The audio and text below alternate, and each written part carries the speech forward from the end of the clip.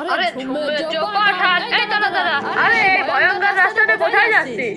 বাড়ির দিকে যাচ্ছি। এই রাস্তা তো অনেক ভয়ঙ্কর, আমিও তোর সাথে যাচ্ছি, চল। ঝুমে চৌপাঠান মেরি জান महफिल की रुक जाए तेरी मेरी कहानी। দাঁড়াও, তুমি সবসময় গান গাও কেন? আমি আমার 1000 গান মুখস্থ, গান গাওয়ানোতে কি করবো? সড়ক থেকে লা যা, সড়ক থেকে লা যা, একবার আলা আলা আলা আলা আলা আলা। কি রে?